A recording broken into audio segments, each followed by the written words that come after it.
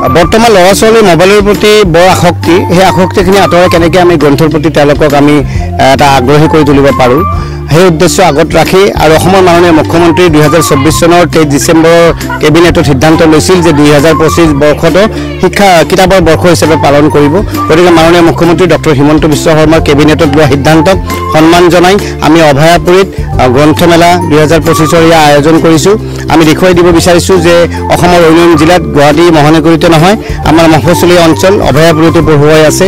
অভয়াপুৰীতো গ্ৰন্থ কিনা লোক যথেষ্ট আছে।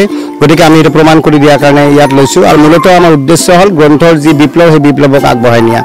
আমাৰ গ্ৰন্থমেলাত ইতিমধ্যে বিভিন্ন কাৰ্যসূচী চলিব। এইকেইদিন 20 তাৰিখৰ পৰা 26 তাৰিখলৈ আমাৰ গ্ৰন্থমেলা বাকৰিত বিভিন্ন অনুষ্ঠান, আড্ডা, সাংস্কৃতিক অনুষ্ঠান, সাহিত্যৰ অনুষ্ঠান, মহিলাৰ অনুষ্ঠান আদি অনুষ্ঠিত হ'ব।